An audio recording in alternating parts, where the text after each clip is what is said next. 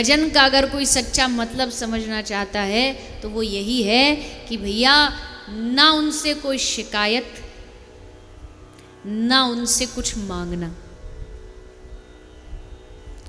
ना उनसे कोई उल्हाना, ना उनसे कोई मांग जाच, बस उनकी खुशी में अपनी खुशी मिला लेना, यही भक्ति का सबसे बड़ा सूत्र है। उनकी इच्छा में अपनी इच्छा मिला लेना, यही भक्ति का सबसे बड़ा सूत्र है। और पूछो अपने आप से, क्या हम ऐसा करते हैं? हमारे हर भजन में, हमारी हर प्रार्थना में भगवान से मांग होती है, भगवान ऐसा कर दो, भगवान वैसा कर दो, भगवान ये बना दो, भगवान वो बना दो। हर चीज़ में हम भगवान से कोई ना कोई मांग करते हैं। पर जो भक्ति को समझ जाएगा ना, वो भगवान की निष्काम भक्ति करेगा, भगवान से कभी कोई शिकायत नहीं करेगा।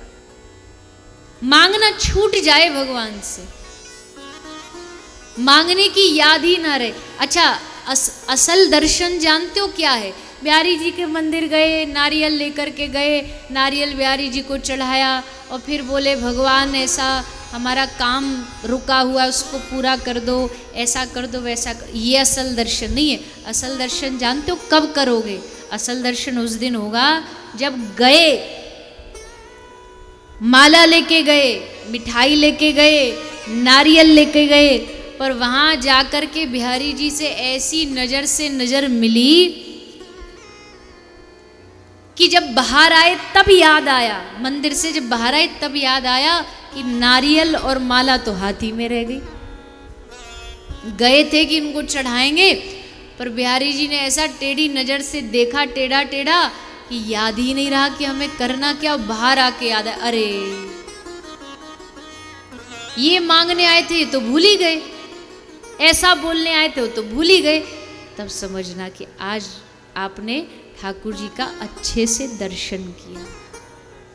मन में बहुत कुछ मांगने जाएं पर वहां जाके सब भूल जाए, बस वही वो दिखाई दे, तब समझना कि हाँ, हमने भगवान का असल दर्शन किया है।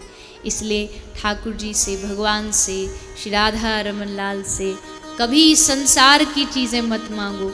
उनके लिए देना कोई बड़ी बात है ही नहीं।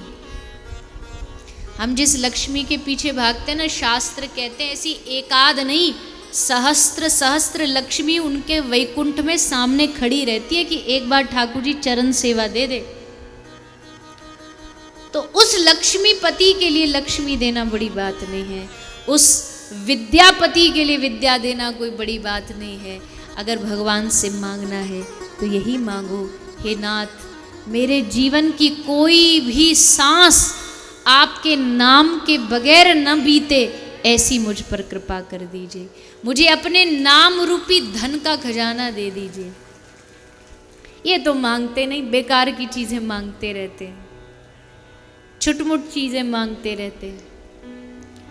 पर भगवान से मांगना है तो उनके नाम का खजाना मांगो। ये भगवान सबको नहीं देते हैं। आज के ज़माने में हम कई लोग आते हैं, देखो अब दुख तो है ही दुनिया में, तो सब आते हैं, आकर के अपना दुख रोते हैं कि हमारा घर में ऐसा हो गया, वैसा हो गया। कुछ बता दो, कुछ ऐसा कोई जादू का कोई तंत्र, कुछ ऐसा बता दो जो ठीक हो जाए, ऐसा कुछ दे दो जो ठीक हो जाए। तो अब देखो भागवत की शरण में, और भागवत तो भक्ति का ग्रंथ है, तो हम बोल देते हैं कि जी भगवान का नाम भजो, और तो इसके अलावा क्या कोई कर सकता है। तो फिर लोगों को संतुष्टि नहीं होती, तो इससे क्या होगा, भगवान के नाम लेने से क्या होगा, कुछ और बताओ तो कुछ बात बने। सबको शॉर्टकट चाहिए, पर नहीं, जो समझ गया सो समझ गया कि इससे अच्छा रास्ता, भगवान के नाम से अच्छा रास्ता इस दुनिया में न कोई था, न कोई है, न कोई होगा। भगवान के नाम में जो परम शक्ति है ना, वो किसी बड़े से बड़े साधन में, दान में, पुण्य में, किसी में नहीं है जो भगवान के नाम में शक्ति है। ये जितने भी बड़े बड़े देवी देवताओं को हम भजते हैं, हनुमान जी महाराज, नारद जी, भगवान भोलेनाथ, ये सब नाम के प्रेमी हैं, ये सब नाम के रसिक हैं। भोलेनाथ जी दिन रात कैलाश पर बैठ करके डूबे रहते, समाधि में पड़े रहते, क्या जपते जपते, राम राम राम राम। हनुमान जी से पूछो तो उनको हर जगह राम नाम ही नजर आता है। आज भी अवध की गलियों में हनुमान जी करताल लेके सुबह शाम दिन रात भगवान नाम का फेरी करते करते गलियों में घूमते। और तुलसी बाबा के तो प्राण है राम नाम। जिसने पाया ना भगवान को नाम के सहारे पाया। इसलिए भैया मैं तो बार बार निवेदन करती हूं, कहीं लंबे चौड़े धक्के मत खाओ, नाम का आश्रय। लोगों की नाम में रुचि नहीं रही है आजकल। पूजा पाठ फिर भी थोड़ा बहुत कर लेते हैं, फूल चढ़ा दिए, आरती कर ली, अगरबत्ती जला दी। नाम जप नहीं किया तो तुम्हारी पूजा का क्या फल प्राप्त होगा? गुरु मंत्र जाप नहीं किया तो क्या फल प्राप्त हो जाएगा? भगवान भोलेनाथ राम नाम लेकर के विष का पात्र लेकर के उसको पी गए। और बाबा तुलसी कहते राम नाम के प्रताप से उस विष ने फल दिया भोलेनाथ जी को अमृत के बराबर।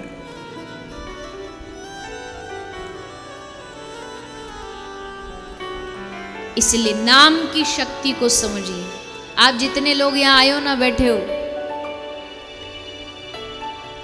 मुझे आपसे और कोई प्रार्थना नहीं करनी कि ऐसा कर लो वैसा कर लो, पर एक प्रार्थना पहले दिन से लेकर के अंत तक बस यही करनी है। इस कथा को सुनने के बाद अगर आपने नाम जप नहीं किया ना तो मेरी 7 दिन की मेहनत बेकार है। सुबह शाम चलते फिरते खाते पीते सोते, अरे चलो छोड़ो, आप बिजी हो पूरे दिन में, बड़े धंधे हैं आपके, बड़े लंबे चौड़े कारोबार हैं आपके, चलो मान लिया नहीं है आपके पास समय। जब सो रहे हो, बेड पर पड़े हो, नींद नहीं आ रही है, कोशिश कर रहे हो नींद लाने की, वो जो थोड़ा सा समय है नींद आने तक का, कम से कम उतने समय तो पड़े पड़े अपनी सैया पर, बेड पर, हरे कृष्ण कृष्ण कृष्ण हरे हरे, हरे राम राम राम हरे हरे, जय सिया राम, जय श्री राधे, राधा राधा, जो आपका गुरु मंत्र है, इतना तो जप कर ही सकते हो। कर सकते हो कि नहीं कर सकते? बताइए, कोई मुश्किल काम है क्या? कितना आसान काम है कि काम करते रहो, नाम जपते रहो, हर समय कृष्ण का ध्यान धरते रहो, अपने रथ को सुमार्ग लगाते चलो, कृष्ण गोविंद गोपाल गाते चलो। इससे सरल रास्ता कोई देगा आपको दुनिया में? सरल रास्ता है और सबसे उत्तम रास्ता है। नाम क्या है जानते हैं? नाम सीढ़ी है, स्टेयर्स। एक एक नाम लेते लेते हम एक एक सीढ़ी ऊपर चढ़ते जाएंगे, चढ़ते जाएंगे, चढ़ते जाएंगे। और फिर एक दिन आएगा जब उस ऊंची सीढ़ी पर पहुंचेंगे, सबसे ऊंची सीढ़ी पर, तो वहां सामने कौन खड़ा होगा? बताइए ना। वहां हमारे ठाकुर जी बांसुरी बजाते हुए खड़े मिलेंगे और कहेंगे, आ गया तू,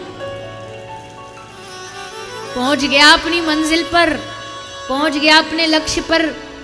लक्ष्य पर पहुंचाने वाला कौन है? नाम, कृष्ण नाम। राम से बड़ा राम का नाम, कृष्ण से बड़ा कृष्ण का नाम, हरि से बड़ा हरि का नाम।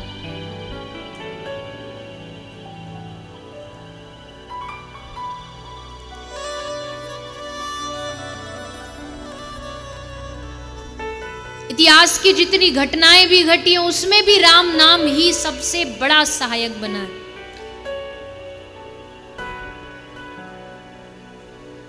यहां तक कि राजनीति में भी जो लोग थे जिन्होंने राम नाम का सहारा लिया, श्री विनोबा भावे जी,